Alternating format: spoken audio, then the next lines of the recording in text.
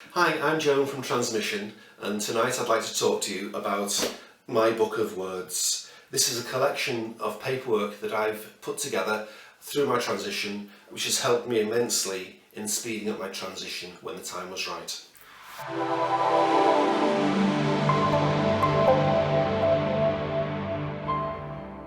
I'd like to talk to you today about some of the things that I've learned whilst I've been in my transition. For instance, there was a time before Bradford Transmission. Over in Manchester there was a group called Transforum. They met once a month, and there were quite a lot of like-minded folk there, all trying to get themselves sorted through the gender clinic or other pathways. And one of the things they suggested was that I got myself a little A4 folder and I started to keep information in it. And as you can see, I have my latest little A4 folder with me. Now, I looked at the situation and I thought, I don't know enough about self-medication to self-medicate for myself safely. So I was working at the time. I had the ability to go private and start my transition in private. So these letters here are from Richard Curtis down in London at the Trans Health company. As you can see, I've got quite a few pieces of paper here. Again, I've kept all the information as I've gone through in my little book, because I was told that sometime I would need to prove that what I've been up to. So in here I've got things like a copy of my deed on change of name, so it's deed poll.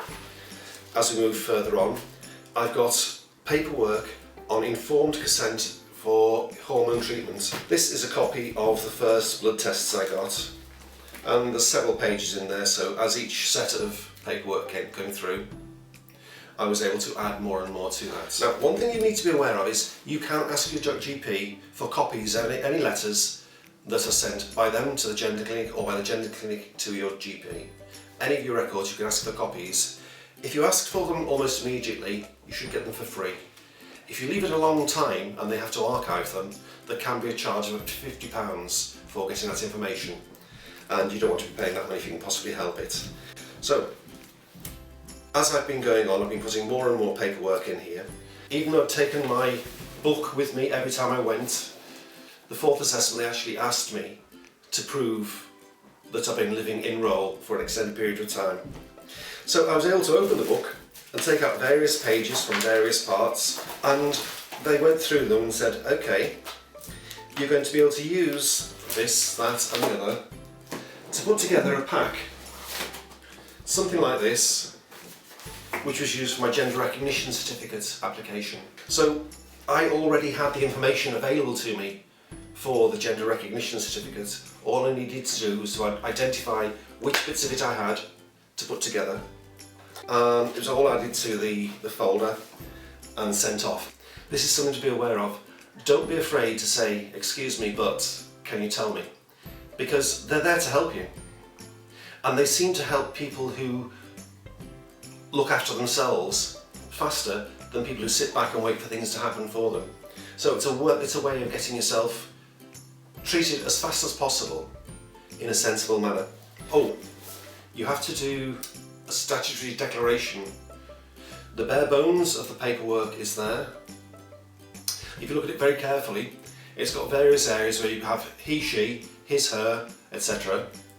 Make sure you do it properly, because I messed it up the first time. So I had two opportunities. I could either go back with a modified paperwork, pay another £5 and get it redeclared, or redo the paperwork and go to a different solicitor and pay another £5 and have it sworn again. I chose to go and swear at new solicitors because it costs the same and it looked better. At the end of the day, I got all the paperwork together, put it all in a big envelope, had a cheque for £140 at the time, and you sent it off to the Gender Recognition Service. If you are on benefits, you can apply to have the fees waived. So you can apply to get your statutory declaration done in front of a judge for free, and you can apply to have your gender recognition certificate paperwork done for free. If you're working, you pay. Then you sit on tenterhooks waiting for somebody who's never had gender issues in their life to make a decision as to whether you have proven your gender, for want of a better phrase. And you have this little panel of people deciding whether you are womanly enough to be called a female. I'm pleased to say that I was. And interestingly, that was before I had my surgery. So I actually had my gender recognition certificate saying I was female before I'd actually completed the surgical side of the event. And it's quite liberating to be able to get this paperwork done and then receive a copy of your birth certificate in your proper name and your proper gender, something you've been waiting years and years and years for. The gender recognition certificate is a strange beast. It's a piece of paper that's created for two people to see. It's for me and it's for the Registrar of Births, Deaths and Marriages. Nobody else needs to see it, nobody else should ask to see it. In fact, if they do ask to see it, they're breaking the law. If they record having seen it, they're also breaking the law. So we've had scenarios where members of our group have gone to the bank to change their name by deed poll and been refused because they didn't have a gender recognition certificate. Now each time that's happened, on the second visit I've gone with them and basically pointed out that it's illegal to ask for it, it's illegal to see it, and they don't need to expect it. And I've also asked them to show me in their own change of name protocol where it mentions the gender recognition certificate, and so far not one of the banks has been able to show me that information.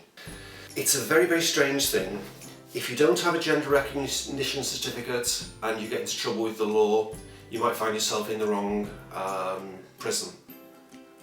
You might find yourself being checked over by the wrong gender of police officer, and lots of things can happen about it. However, I've asked a number of policemen how they will know whether I've got one or not, bearing in mind they're not allowed to ask to see it. And not one of them yet has given me a sensible answer for that. If you've got information like this, it's dead easy to fill in the paperwork. If, however, you weren't advised at the beginning of your transition to collect this information together as you went along, you might find yourself many years later having transitioned and having not got a gender recognition certificate at the time, finding it very, very difficult to get the information together in order to do that. You might even find that some people are no longer present in the world to give you the information, so your specialists may have passed on. You may not have access to them, they may have retired. It can make life very, very difficult for you.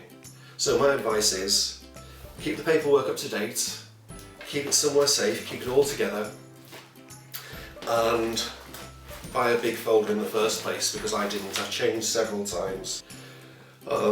These are only my choices. Each one of us is different. Each one of us will have a reason for looking one way or another. And one of the benefits of being in a group like Transmission is you have a resource of people who have gone through the situation in the past, who are going through it now, and who are at similar stages to you, wherever you are in the transition process. Transmission is a wonderful resource, and we'd like you to come along and join us if you have the need.